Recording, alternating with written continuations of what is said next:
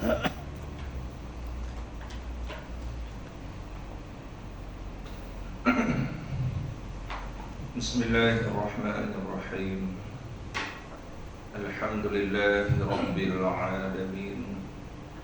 Wassalatu wassalamu ala ashrafil anbiya'i wal mursalin wa ala alihi wa sahbihi ajma'in.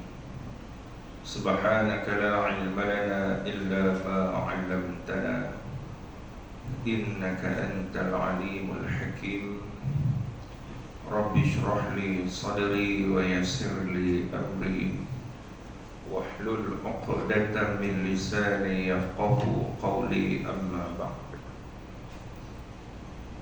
Baik tuan-tuan, kita masih lagi pada membicarakan tentang akidah sam'iyah yang pertama, iaitulah percaya kepada malaikat. Tuan-tuan, baik. Jadi seterusnya tuan-tuan, iaitulah perbahasan kita yang seterusnya, iaitulah berkait dengan Harut dan Marut. Baik, yang mana Harut dan Marut ni tuan-tuan, kedua-duanya adalah malaikat. Kedua-duanya iaitu Harut dan Marut ini juga adalah daripada malaikat. Ini malaikat tuan-tuan. Kemudian tuan-tuan, kisah yang dusta lagi karut.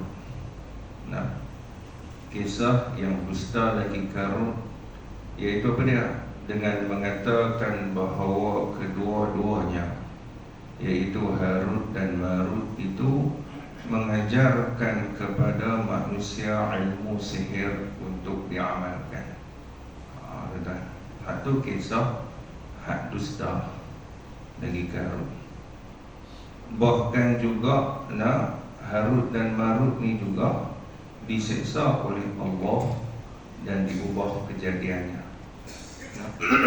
Walaupun kadang kita dengar tuan-tuan tentang kisah Harut dan Marut ni tuan-tuan, iaitu dua malaikat yang mana yang mengajarkan kepada manusia ilmu sihir untuk diamalkan.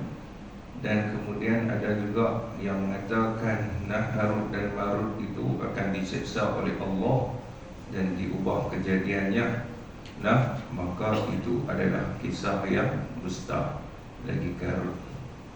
Bahkan tuan-tuan, akidah yang sebenar, akidah yang sebenar yang bertepatan dengan Ahlus Sunnah wal Jamaah ialah dengan mengatakan bahawa mereka, yakni Harut dan Marut itu mengajarkan sihir kepada manusia adalah supaya apa? Manusia dapat mengetahuinya, tahu sihir itu macam mana, kemudian serta menjauhkan diri daripadanya. Bukan suruh beramal, suruh kenal sihir itu macam mana, supaya dijauhkan dia dan dijauhkan perbuatan sihir. Bukan kata Harut dan Marut ni mengajarkan manusia akan sihir supaya beramal. Kemudian begitu juga mereka hanya menerangkan tentang hakikat ilmu sihir itu dan keburukannya. Cerita tentang hakikat ilmu sihir itu macam mana dan cerita tentang keburukannya. Tentang itu yang kata Harut dan Marut. Jadi hakikatnya tuan-tuan, kita berpegang sesungguhnya bahawasanya malaikat ini tuan-tuan, Allah Ta'ala ciptakan akal, tetapi tidak ada nafsu. Sebab itu para malaikat ini juga maka tidak ada dosa juga bagi mereka.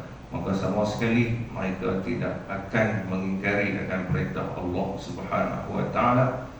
Mereka sama sekali tidak akan melakukan perkara yang diharamkan oleh Allah Subhanahu Wa Ta'ala.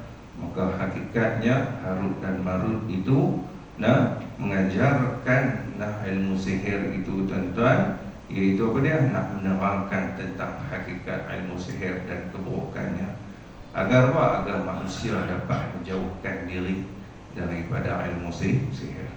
Baik, apa dalilnya tuan-tuan? Maka firman Allah di dalam surah Al-Baqarah ayat 102, Allah Ta'ala berfirman, Bismillahirrahmanirrahim, wa ma yu'allimani min ahadin hatta yaqula innama nahnu fitnatun fala takfur. Wa ma yu'allimani min ahadin, dan tidak kedua-duanya mengerjakan sihir itu ataupun mengajarkan sihir itu kepada seseorang, tentang hatta yaqula, melainkan mereka terangkan bahawa innama nahnu fitnatun, bahawa kami adalah cubaan, fitnah ataupun cubaan, satu ujian. Fala takfur, oleh itu janganlah kamu kufur. Tuan-tuan, baik. Habis cerita yang tu, kemudian kita masuk pula pada akidah sam'iyah yang kedua. Mengenai akidah sam'iyah, habis dah cerita sam'iyah yang pertama, iaitu percaya kepada malaikat. Tuan-tuan, itu malaikat itu juga adalah termasuk di dalam perkara sam'iyah, iaitu perkara yang kita tak pernah lihat, namun kita hanya pernah mendengarkannya. Baik, jadi akidah sam'iyah yang kedua iaitu percaya dengan adanya jin. Nah, baik. Telah ijma' ulama, itu telah sepakat ulama bahawasanya Allah ada menjadikan makhluk. Mana dia? Iaitu yang dinamakan jin. Maka jin itu, tuan-tuan, apa dia? Jin itu ialah makhluk Allah, salah satu daripada makhluk Allah. Kemudian pula jenis tubuhnya pula iaitulah yang tidak dapat dilihat dengan mata kasar. Nah, sebab tu bila sebut jin, jismul latifun. Nah, satu jisim yang sangat latif. Apa dia yang latif, yang seni, iaitu yang tidak dapat dilihat dengan mata kasar. Kemudian pula, nah, jin itu juga boleh menyerupai dengan pelbagai rupa dan bentuk. Nah, boleh menyerupai dengan pelbagai rupa dan bentuk. Dan juga jin itu juga mempunyai kekuatan yang luar biasa. Nah, kekuatan yang luar biasa. Dia tak sama macam kekuatan manusia. Dan juga jin itu juga ada yang beriman dan ada yang kafir. Nah, ada yang beriman dan ada yang kafir. Dan di antara mereka yang jadi syaitan yang jahat, tuan-tuan, ada juga di antara mereka itu yang menjadi syaitan yang jahat, yang menyesatkan manusia kepada kejahatan dan kerosakan. Dan bukan suatu yang mustahil bagi manusia untuk melihat jin, syaitan dan malaikat ni, tuan-tuan, pada satu ketika. Jadi tuan-tuan, walaupun jin ataupun malaikat, tuan-tuan, maka mereka ni walaupun jismul latif, iaitulah jisim mereka itu latif, yang tidak dapat dilihat dengan mata kasar, maka bukan satu yang mustahil kalau kita dapat melihat akan jin dan malaikat, tuan-tuan.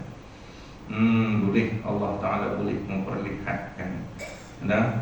Itu benda tu bukan satu yang mustahil bagi Allah Subhanahu wa Ta'ala. Jadi panjang, tuan-tuan, nak cerita bab jin ni. Yang ni saya taklah mahir sangat cerita bab tu, nampak ringkas cerita. Baik. Kemudian pula dalil naqli yang menunjukkan kewujudan jin. Apakah dalil naqli yang menunjukkan adanya jin? Iaitulah firman Allah di dalam surah Ar-Rahman ayat 33. Allah Ta'ala kata apa? Saya tulis typing, tidak punya ni sikit, tuan-tuan. Ya ma'syaral jinni wal ins, in istata'tum an tanfudhu min aqtaris samawati wal ardi fanfudhu, la tanfudhuna illa bisultan. Wahai jin dan manusia. Jadi Tuhan sebut jin dan manusia. Bila sebut ya ma'syaral jin, wahai sekalian jin dan manusia, itu menunjukkan jin itu wujud ke tak? Ya, jin itu wujud. Tuhan sebut dalam Quran. Jika kamu sanggup menembus, yakni melintasi penjuru langit dan bumi, maka lintasilah. Kamu tidak dapat menembusnya kecuali dengan kekuatan. Tuan-tuan, ini nak cerita apa? Tuan-tuan, anak abang kata alam ciptaan Tuhan ni luas. Tuan-tuan, nah kalau kita nak tembuskan langit dan bumi Allah, maka lintasilah. Tuan-tuan, jadi Allah Ta'ala cabar kita. Boleh buat tak? Tak boleh buat sama sekali. Kamu tidak dapat menembusnya kecuali dengan kekuatan. Tuan-tuan, sebab itu tuan-tuan, kalau kita lihat ada kisah cerita tentang satu malaikat yang cuba nak mengelilingi arasy Allah. Tuan-tuan, nak mengelilingi arasy Tuhan. Jadi malaikat ni tuan-tuan, sayap dia masya-Allah. Tubuh badannya sangat-sangat besar. Tuan-tuan, kalau kata bumi ni tuan-tuan, kali ingat satu sayap dia yang boleh tutup habis. Tuan-tuan, bumi ni tu nak besar. Dan dia minta kepada Tuhan, minta kepada Allah untuk nak mengelilingi arasy. Tuan-tuan, maka Allah Ta'ala bagi satu tempoh masa, lebih kurang 1000 tahun. Bila kata 1000 tahun, tuan-tuan, maka dah selesai dia mengelilingi arasy 1000 tahun. Kemudian dia pun tanya, habis lagi? Dia kata tak habis lagi, bagi aku lagi tempoh masa. Ambil masa lama mana pula? 30,000 tahun lah. Tuan-tuan, kemudian bila mana dah habis 30,000 tahun, tak lagi dah. Tuan-tuan, kemudian maka Allah Ta'ala tanya, habis lagi keliling arasy aku. Kemudian tuan-tuan, maka malaikat kata, aku masih lagi belum melepasi satu tiang arasy. Tiang arasy ada berapa? Ada 4. Jadi jangan bayang macam tiang masjid ni. Tiang masjid ni sekali satu tapak lagi kita lepas dah. Tuan-tuan, yang ni tiang arasy ni tak tahu lah macam mana. 30,000 tahun belum melepasi satu tiang arasy. Tiang arasy ada 4. Tuan-tuan, jadi maka Allah Ta'ala kata apa? Tuan-tuan, kalau kamu cuba nak mengelilingi arasy aku, walaupun sampai hari kiamat, takkan habis. Itu terang malaikat dengan kekuatannya, dengan kehebatannya. Ni kan pula manusia. Tuan-tuan, manusia kalau malaikat tak tembus, orang lagi tak tembus. Tuan-tuan, kita nak keliling satu Malaysia Barat ni kan pula kalau kata seluruh tala langit dan bumi. Sebab itulah tuan-tuan, sebab tu kalau kata arasy nak dibandingkan dengan 7 tala langit dan bumi ni tuan-tuan, maka bandingan dia macam apa? Bandingan dia adalah seperti cincin, sebentuk cincin yang dilemparkan di tengah padang pasir. Jadi padang pasir tu arasy, tuan-tuan, jadi sebentuk cincin itu 7 tala langit dan bumi. Jadi nak melepasi segala ciptaan Tuhan, alam ciptaan Tuhan, tak ada siapa pun yang boleh lepas. Tuan-tuan, baik. Baik. Kemudian pula, kemudian akidah sam'iyah ketiga, percaya dengan adanya arasy, kursi, lauh dan juga qalam. Baru cerita tadi. Jadi arasy ialah apa dia tuan-tuan? Ialah satu alam yang amat besar. Akidah sam'iyah yang ketiga, percaya dengan adanya arasy, kursi, lauh dan juga qalam. Jadi arasy ni apa dia tuan-tuan? Satu alam yang amat besar. Dijadikan daripada cahaya dan merupakan alam yang berada di atas. Tuan-tuan, di alam yang berada di atas, dia bukan berada di bawah, hidup di atas. Sebab tu kata bandingan dia tu macam tu. Kalau kata 7 tala langit dan bumi, kalau nak banding dengan arasy, macam padang pasir. Arasy tu padang pasir. Kalau kata 7 tala langit dan bumi, bayangkan tuan-tuan, 7 tala langit, 7 lapis langit. Setiap satu lapis itu jarak dia 500 tahun perjalanan. 500 tahun perjalanan, bukan 500 meter, bukan 500 kilometer, 500 tahun. Kalau tuan-tuan hidup 100 tahun, mati Allah bagi hidup lagi 100 tahun, mati 5 kali mati sampai. Kalau kata bagi hidup 100 tahun, mati, Tuhan bagi hidup pula, naik tak berhenti. Tuan-tuan, tak sampai di satu langit, tapi yang pertama. Kemudian daripada satu lagi pula 500 tahun pula. Daripada satu lagi 500 tahun pula. Itu dia. Itu seperti mana yang disabdakan oleh baginda Rasulullah sallallahu alaihi wasallam. Dan tuan, ketika mana Nabi di Isra' dan di Mi'rajkan ke langit, maka Nabi bagi tahu jarak dari antara satu langit kepada satu langit adalah 500 tahun perjalanan. Tuan-tuan, itu nampak terlalu luas. Tapi nak banding dengan Arash, macam tu, jauh beza, luas lagi Arash Tuhan. Sebab itulah Allah Ta'ala kata apa? Ar-Rahmanu 'alal 'arsy istawa. Ar-Rahman, Allah Ta'ala bersifat Ar-Rahman 'alal 'arsy, di atas arash, istawa, dia duduk bersemayam. Tuan-tuan, apa maksud duduk bersemayam? Sebab tu kena setengah orang, tuan-tuan, dia kata arash ni satu benda yang paling besar, paling besar sekali. Jadi bila kata paling besar sekali, maka layaklah Tuhan duduk di situ. Saya Tuhan pun besar. Betul. Kan Allah duduk atas arash, Tuhan sebut Tuhan duduk sila atas arash. Jadi arash ni besar, Tuhan pun besar, layaklah dia duduk atas arash. Tapi macam mana cara dia duduk? Tu serah pada Tuhan. Tu sebab dia kata tu. Siapa lagi? Buat tu lah. Tapi dia kata siapa layak? Padahal dia tak tahu, tuan-tuan, bahawasanya arash itu adalah makhluk siapa? Makhluk Tuhan. Arash ni makhluk Tuhan. Jadi bila kata makhluk ni, tuan-tuan, apa maksud makhluk? Benda yang kena jadi. Bila kata benda yang kena jadi, maka mesti ada khaliq dia. Siapa dia khaliq? Pencipta dia siapa? Allah Ta'ala. Jadi bila mana Allah nak menciptakan arash, mesti menciptakan sesuatu daripada tiada kepada ada. Jadi maknanya arash ni asalnya tak ada. Kemudian Allah menjadikan arash. Tuhan bawa arash itu ada. Jadi kalau kata, sebelum Allah Ta'ala ciptakan arash, jadi Tuhan duduk kat mana? Tuhan duduk kat mana? Kemudian Tuhan ciptakan arash. Jadi bila Tuhan ciptakan arash, Tuhan pun duduklah atas arash. Jadi bila Tuhan duduk atas arash, maknanya Tuhan berhajat kepada makhluk. Tuhan berhajat kepada makhluk dia sendiri untuk dia duduk. Jadi lemahlah Tuhan. Lemah. Bila Tuhan berhajat kepada makhluk dia sendiri untuk dia boleh duduk, itu menunjukkan lemahnya Tuhan. Sebab itu orang yang beriktikad bahawasanya Allah Ta'ala itu duduk betul di atas arash. Allah memang tempat dia di arash. Itu maknanya dia telah, orang kata dia telah mengurangkan segala sifat kesempurnaan bagi Tuhan.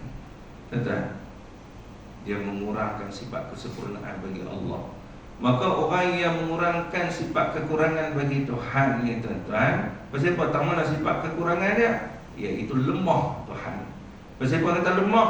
Pasal Tuhan berhajat kepada sesuatu yang lain untuk dia duduk. Tuan-tuan, bila kita i'tiqad Tuhan tu lemah, secara tak langsung memang kita tak kata, memang dia tak kata Tuhan tu lemah.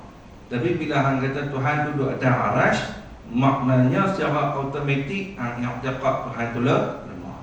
Pasal apa? Pasal Tuhan berhajat kepada sesuatu yang lain. Bila Tuhan berhajat kepada sesuatu yang lain ni, tuan-tuan, maka lemahlah Tuhan.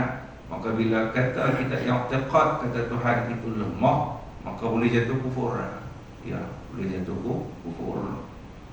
Itu dia. Sebab itulah kita menentang sungguh-sungguh mereka yang mengatakan Allah Ta'ala itu berada di atas arash. Habis itu, ini dari Al-Quran Tuhan sebut Ar-Rahmanu 'alal 'arsy istawa. Maka ulama kata ayat ini termasuk di dalam ayat mutasyabihat. Apa maksud ayat mutasyabihat? Ayat yang samar-samar maksudnya. Macam mana yang kata samar-samar maksud dia? Yang mana sama-sama ni seolah-olah macam Allah Ta'ala itu menyerupai makhluk. Menyerupai dari sudut apa? Menyerupai dari sudut perbuatan duduk. Nah, perbuatan berhajat kepada sesuatu yang lain. Tuan-tuan.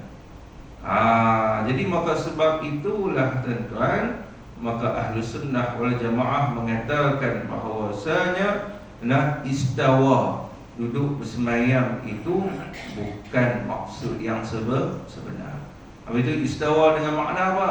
Istawa dengan makna istawla, iaitu Allah memerintah arasy. Jadi layak tak bagi Tuhan memerintah arasy? Layak. Itu maksud kata istawa. Istawa dengan makna istawla, Allah memerintah arasy. Jadi bila mana arasy yang begitu luas ni pun Allah Ta'ala perintah, tuan-tuan. Ini kan pula 7 tala langit dan bumi. Maka sebab tu ayat ni nak menunjukkan kehebatan Tuhan. Hebatnya Tuhan bukan nak tunjuk diri Tuhan tu lemah, bukan nak tunjuk diri Tuhan tu berhajat kepada arasy, tak. Nak menunjuk hebat Tuhan ni hebat. Hebat tak mana? Kalau kata arasy pun dia boleh perintah. Ini kan pula 7 tala langit dan bumi, yang mana lebih kurang sebentuk cincin dia, bandingan dia nak banding dengan padang pasir. Padang pasir tu arasy, 7 tala langit ni apa sebentuk cincin. Kalau padang pasir pun dia boleh merintah. Ni kan pula cincin bagi dia cukup-cukup mudah. Ni kan pula kita seorang-seorang. Sebab tu kalau ada seorang tu tak taat perintah Tuhan, ada Tuhan heran. Ada Allah Ta'ala heran orang tu tak sembahyang. Tuhan tak heran. Adakah bila mana seorang tu tak solat melemahkan Tuhan? Tak lemahkan Tuhan. Walaupun satu dunia tak ada satu pun, tak ada sebab pun yang taat perintah Allah, lemah tak Tuhan? Tak lemah. Walaupun sekalian para malaikat pun semua pakat, tak ada lah macam tu. Kalau kata semua pakat tak sembah Allah, adakah Tuhan jadi lemah? Takkan menjejaskan apa-apa. Itu kata hebatnya tu Tuhan. Tuhan boleh hancurkan kita ni dengan sekelip mata. Allah Ta'ala boleh hancurkan puak-puak Zionis Israel tu dengan sekelip mata saja. Buat turun, buat main semut ke, main binatang halu ya. Boleh tak? Boleh.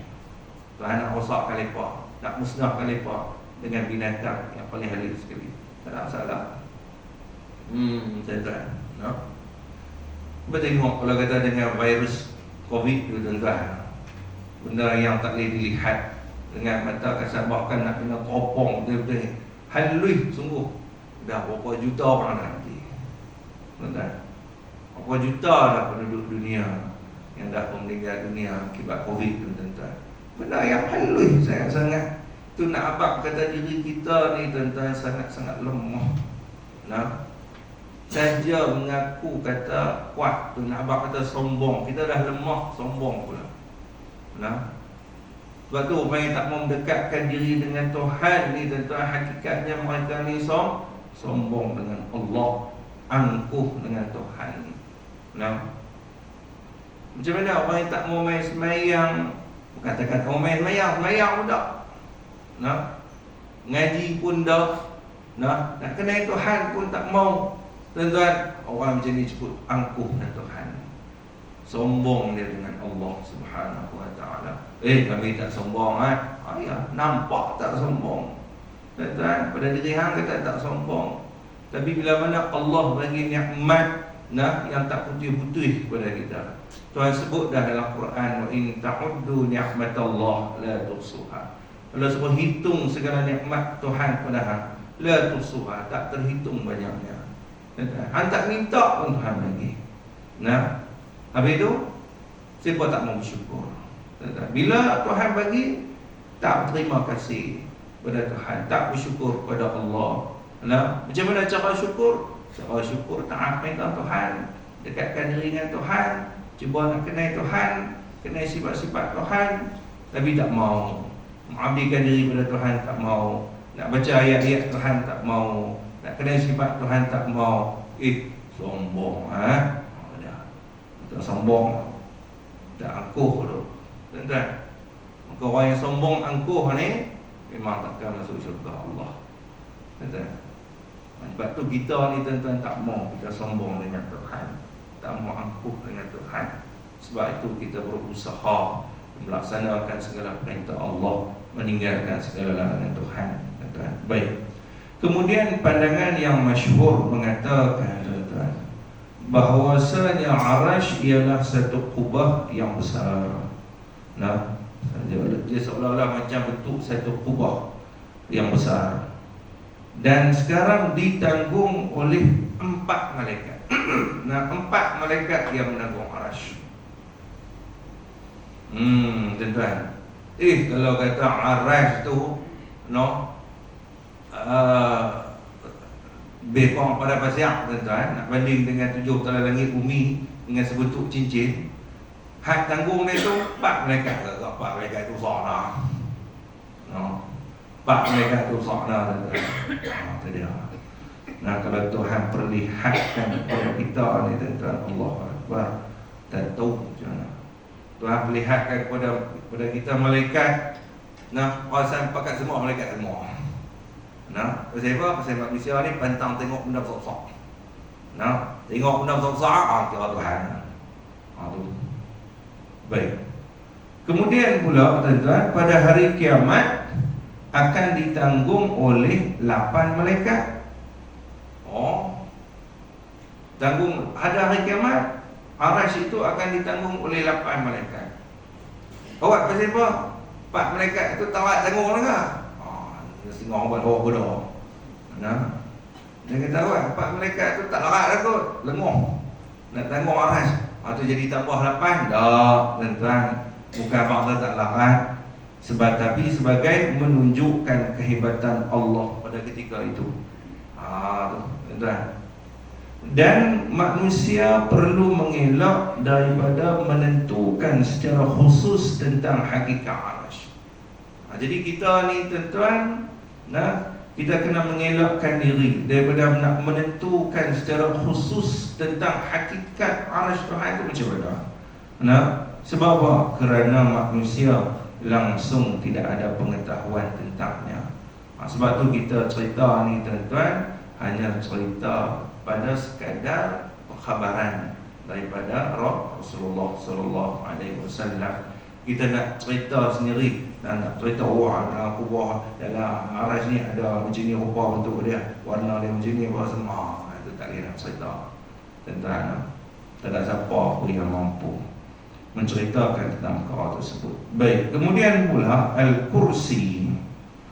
Al-Kursi pula, tuan-tuan, iaitulah satu alam yang besar pula.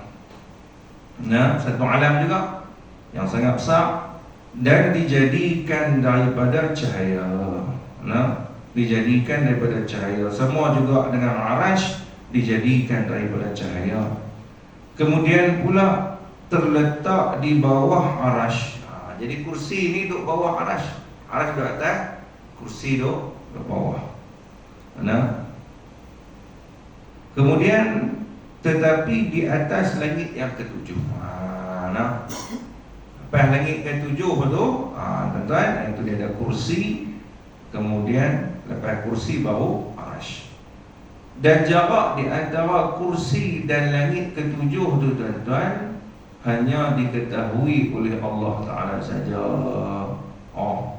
Jarak di antara kursi dan langit 7 tu, Tuhan saja yang tahu jarak dia. Nak abang kata apa? Jauh lah, tuan-tuan. Kalau daripada satu lapis langit pun boleh cerita 500 tahun jalanan dia. Tapi daripada langit yang ke-7 nak naik ke kursi tu, tuan-tuan, yang tu hanya Allah Ta'ala saja yang tahu. Nanti ulama kata macam itu.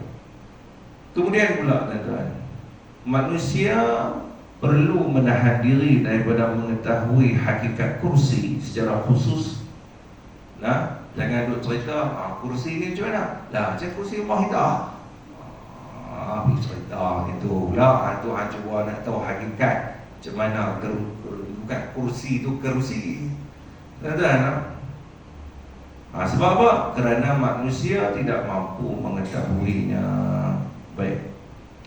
Dan diriwayat daripada Abi Musa radhiyallahu anhu dan lainnya bahawasanya kursi itu dari lu'lu'. Dan Sayyidina Ali radhiyallahu anhu berkata, tiap-tiap satu daripada tiang kursi itu panjangnya adalah seperti langit dan bumi. Panjang, tinggi tiang kursi itu tuan-tuan adalah seperti langit dan bumi. Macam mana? Allah alam, tak boleh serta itu. Itu pegangan kita pada akidah kita pada kursi. Satu ciptaan Allah, kursi, begitu juga arash. Kemudian pula al-lawh pula. Jadi al-lawh itu ialah satu jisim yang besar. Satu jisim yang besar. Apa maksud jisim tuan-tuan? Dia orang tanya jisim itu apa dia? Jisim ni dia adalah daripada jirim. Apa jirim? Benda yang berhajat pada ruang dan tempat. Tuan-tuan. Jadi jirim ni pula dia terbagi kepada dua, jisim dan juga jauhar. Kalau jisim yang boleh menerima bahagi, jauhar boleh menerima bahagi. Tuan-tuan. Jadi sebab itu bila lauh ni adalah satu jisim. Tapi jisim yang macam mana? Jisim yang besar. Dan dijadikan juga daripada cahaya, tuan-tuan. Maka qalam yang menulis tuan-tuan pada lauh, qalam yang menulis pada lauh adalah dengan izin Allah. Baik.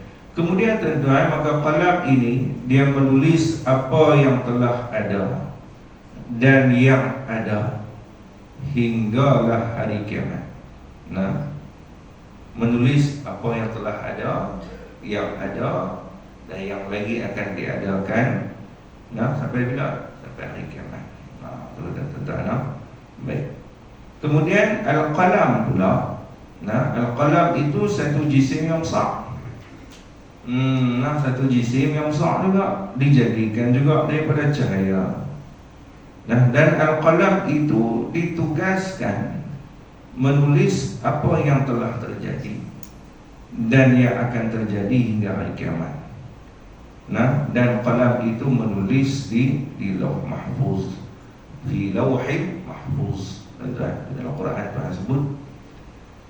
Dan setiap alam yang empat yang dijadikan oleh Allah itu, mana dia alam yang empat tadi tuan-tuan? Iaitulah arash, kursi, lauh dan juga al-qalam itu yang dijadikan oleh Allah Ta'ala itu tuan-tuan mengandungi hikmah dan faedah.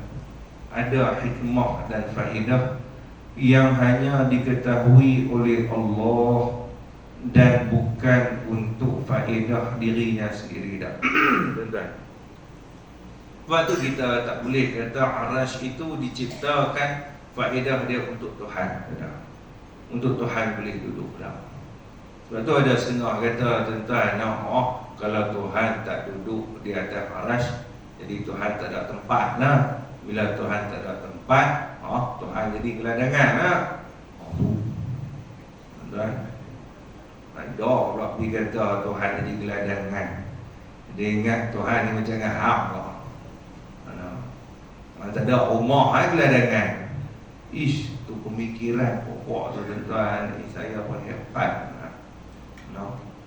Tu mereka ni semayang. Kata, mereka semayang tu biasa lah. Mereka puasa dah lah. Mereka puasa tu biasa. Macam kita zikir ke dah? Zikir baca Quran macam biasa. Tapi bila mana akidah tu menyalahi tuan-tuan, akidah dah rosak, apa jadi? Tak ada guna seduit segala amalan. Tak guna seduit. Sebab tu saya kata tuan-tuan, jangan jadikan ibadah kita itu seperti mana barang tiruan. Macam barang plastik. Tuan-tuan, bila barang plastik ni dia tak ori.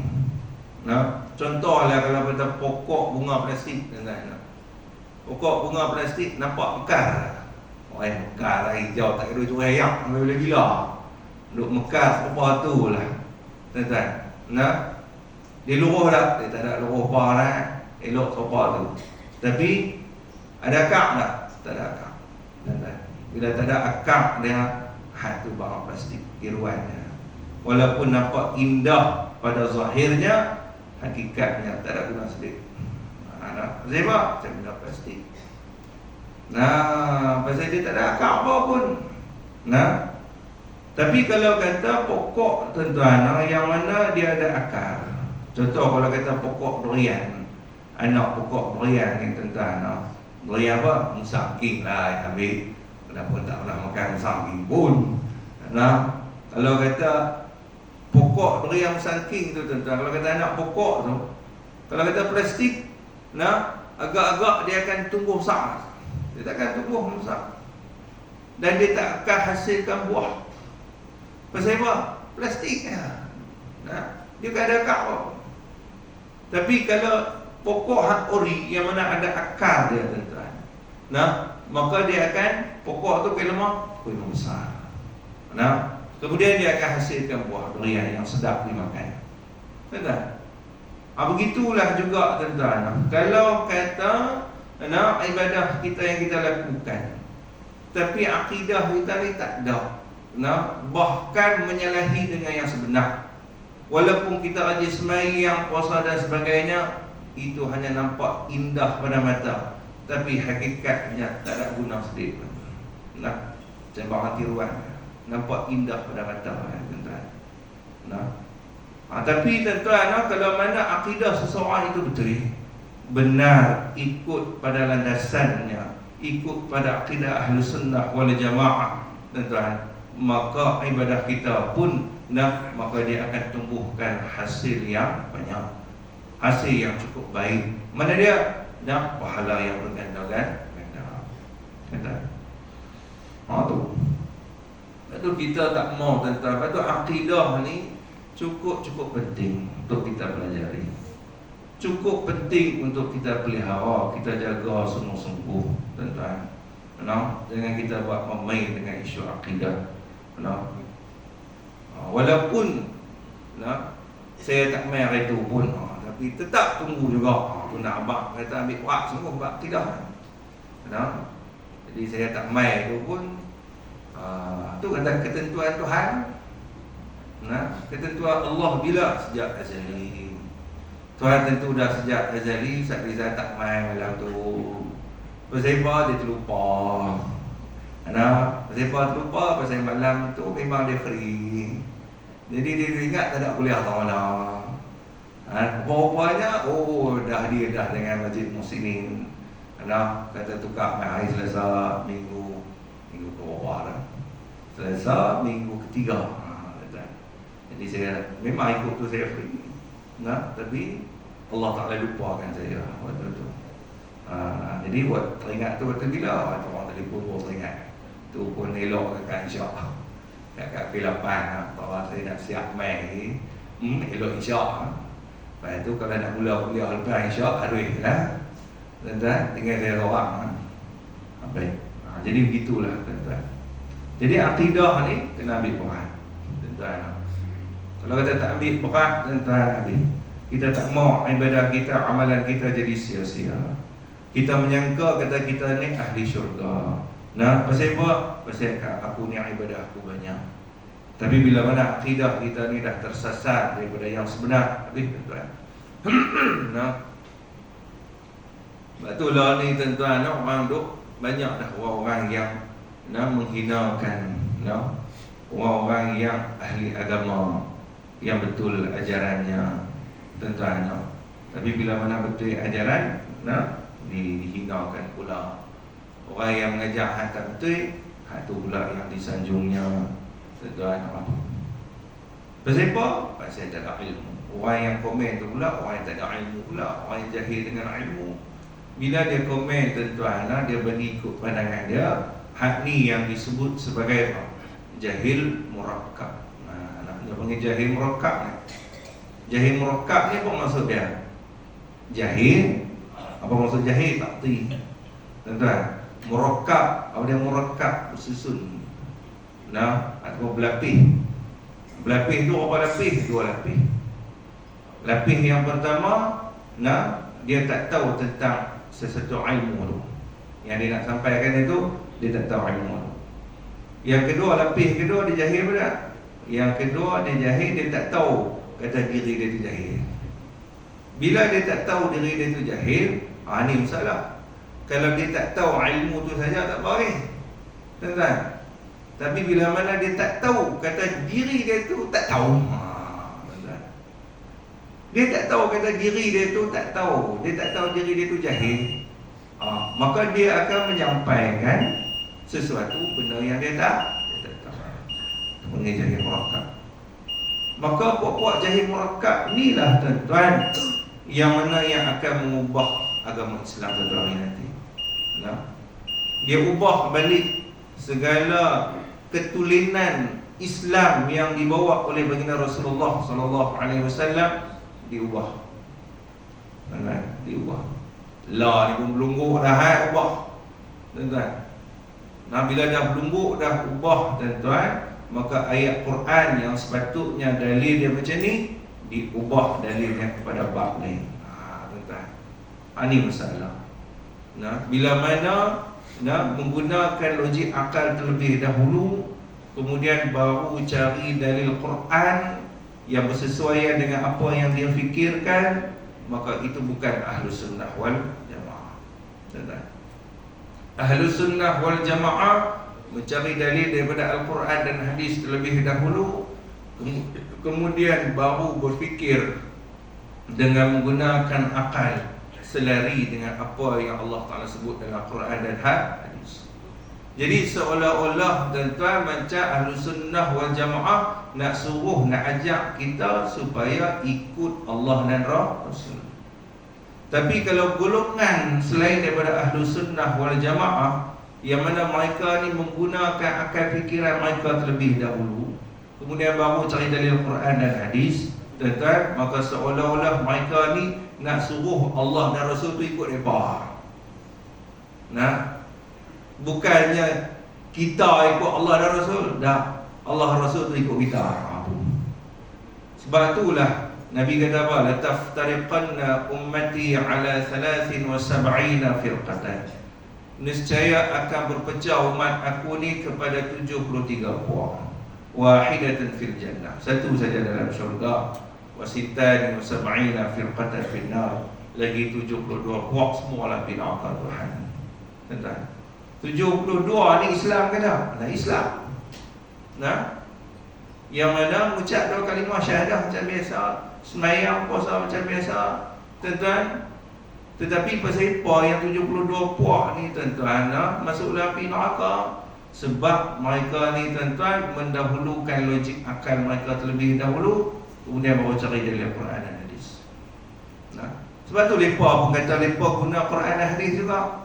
Tapi mereka guna Quran dan hadis selepas ataupun setelah mereka fikir dengan akal mereka. Sebab tu apa yang pendapat mereka ni, tuan-tuan, semuanya bercanggah dengan Al-Quran dan hadis. Dalil yang mereka ambil tu tak kena pada tempat dia. Sebab itulah kita kena ikut Ahlus Sunnah wal Jamaah. Sebab apa? Sebab Ahlus Sunnah wal Jamaah sahaja yang mana ambil dalil mendahulukan Al-Quran dan hadis terlebih dahulu, kemudian baru fikir dengan otak dia, baru fikir dengan akal dia. Mana dia fikir tu, baru selari dengan Quran dan hadis. Jadi sebab itulah, tuan-tuan, kita ni bila mana kita ni nak termasuk di dalam Ahlus Sunnah wal Jamaah, tuan-tuan, maka sebab itulah kita berpegang kepada ikut siapa? Asy'ariyah dan juga Maturidiyah. Sebab tu dari segi akidah kita ikut Asy'ariyah Maturidiyah. Awak tak ikut Quran dan hadis lah, ikut Quran dan hadis lah tu. Tapi melalui siapa? Melalui para alim ulama. Sebenarnya ulama mana kita nak ikut, yang mana yang boleh mengajarkan kita berpegang Al-Quran dan hadis tu, ikut cara yang betul. Mana dia? Asy'ariyah dan Maturidiyah. Betul. Sebab tu kadang setengah orang tak ada, dia kata apa dah, kami pegang Quran dan hadis. Kami tak ikut Asy'ariyah Maturidi, tak ikut Sebab apa? Sebab yang tu ulama. Jadi Quran dan hadis dengan ulama mana lebih tinggi? Dia kata Quran dan hadis lah. Itu sebab tu kami pakai Quran dan hadis. Kami tak mau pakai Asy'ariyah Maturidiyah. Itu ulama dia. Baik. Itu ang nak faham Quran tu melalui siapa? Nak pegang pada Quran. Tapi nak faham Quran, nak faham Quran boleh pegang pada Quran. Nak pegang pada siapa? Kita nak ikut siapa? Melainkan kita kena ikut pandangan ulama dia. Begitu juga hadis, nak berpegang pada hadis. Hadis tu mai daripada siapa? Tuan-tuan, yang boleh sampai kepada kita sekarang melalui siapa? Melalui para alim ulama dia lah. Tuan-tuan. Sebab kalau tak ada ulama, tuan-tuan, agak-agak tak sampai hadis dah kita. Tak sampai. Kalau tak ada Imam Bukhari, tuan-tuan, dengan susah payah yang mencari hadis, daripada bukan kata Imam Bukhari itu ambil hadis terus sekarang langsung daripada Rasulullah, dah ambil daripada ulama juga. Jadi ulama ni ambil hadis ni daripada siapa? Daripada ulama yang sebelum dia. Ulama ni ambil hadis daripada siapa? Daripada ulama sebelum dia. Sebab tu kalau kita ngaji hadis, tuan-tuan, tengok dalam satu hadis tu dia ada an tu. Daripada siapa? Kemudian daripada siapa? Kemudian daripada siapa? Kemudian daripada siapa? Kemudian barulah sampai daripada sahabat baginda Nabi sallallahu alaihi wasallam, dan juga barulah kata qala Rasulullah sallallahu alaihi wasallam. Dia tuan-tuan. Dia dah an tu. Daripada siapa? Semua tu siapa dia? Ulama. Kalau tak pakai ulama, tak kira siapa. Hadis nak sampai ke kita macam mana? Ni orang-orang yang pemikiran dia duduk nampak kata pegang Quran dan hadis tak perlu kepada ulama. Tak perlu kepada ulama, kita nak faham Quran dan hadis itu macam mana. Sebab itulah kita mengikut kepada Asy'ariyah dan juga Maturidiyah. Baik. Kemudian tuan-tuan, akidah tak mana ada. Arash bukan tempat untuk Allah berteduh. Jadi bila kata faedah Allah Ta'ala jadikan alam ni, tuan-tuan, bukan faedahnya untuk diri Tuhan sendiri. Maka sebab itu arash bukan tempat untuk Allah berteduh. Jangan duk kata Tuhan tak ada arash, jadi Tuhan jadi geladakan. Tak ada. Pandai-pandai, tuan-tuan. Kursi pula bukan tempat untuk Allah Ta'ala itu duduk. Qalam bukan untuk memelihara sesuatu yang boleh Allah lupa. Qalam ditulis pada Lauh Mahfuz. Siapa tulis? Takut Tuhan lupa. Semua tu bukan kata hikmah dia, kebaikan dia, faedah dia bukan untuk diri Tuhan sendiri. Ada faedah dan hikmah dia hanya Allah Ta'ala sahaja yang mengetahui pada setiap apa yang diciptakan. Tuan-tuan, sebab tu tidak ada satu pun yang Allah Ta'ala cipta, tidak ada satu pun yang Allah Ta'ala tentukan satu perkara itu, melainkan ada hikmah yang tersembunyi. Walaupun sehelai bulu yang tumbuh pada badan kita, tuan-tuan, tiap sehelai bulu yang tumbuh tu, tuan-tuan, ada faedah, ada hikmahnya. Apa hikmah dia? Selai bulu tak ada apa ni, lah bulu rumah ada selai apa faedah dia? Jangan kata macam tu. Jangan kata tak ada faedah. Tuhan tak jadi satu perkara tak ada manfaat. Semua ada manfaat dia. Cuma kita sendiri tak tahu. Akal kita tak mampu fikir. Tuan-tuan, begitu juga walaupun sehelai daun yang tumbuh pada sebatang pokok. Tiap-tiap apa benda yang Tuhan ciptakan, walaupun sehelai bulu pada seekor kucing, maka Tuhan takkan tumbuhkan satu benda itu dengan sia-sia. Melainkan itu semua ada hikmahnya. Tuan-tuan, baik. Kemudian akidah Maha Suci Allah daripada perkara yang sedemikian. Kemudian akidah sam'iyah yang keempat, percaya bahawa setiap yang bernyawa akan mati. Setiap yang bernyawa akan mati. Kullu nafsin dha'iqatul maut. Tiap-tiap yang bernyawa pasti akan merasai kematian. Jadi nak cerita tentang apa di sini tuan-tuan? Akidah Sam'iyah seterusnya nak cerita tentang mati. Maka hakikat mati itu juga adalah perkara Sam'iyah. Kita pernah tengok ada lagi kematian, tak pernah lagi merasai kematian, tak pernah rasai. Tengok orang mati itu dah lah, tuan-tuan. Tapi hakikat yang kata kematian, berpisah daripada roh dan jasad tu, tak siapa rasa lagi kita yang hidup ni lah. Hanya dah mati dah rasa lah, tuan-tuan. Kita yang hidup ni belum pernah merasai. Jadi maka akan dibincangkan pula tuan-tuan, iaitu tentang mati ini pula bila pada tahun hadapan. Tahun depan tak ada hari lah, depan insya-Allah tuan-tuan. Wallahu subhanahu wa ta'ala. Bismillahirrahmanirrahim. Alhamdulillahirabbil alamin. Wassalatu wassalamu ala asyrafil anbiya'i wal mursalin wa ala alihi wa sahbihi ajma'in. Allahumma nawwir qulubana bi nuri hidayatik kama nawwartal arda bi nuri syamsika abadan abada bi rahmatika ya arhamar rahimin. Wassallallahu wasallam alaihi walhamdulillahi rabbil alamin. Assalamualaikum warahmatullahi wabarakatuh.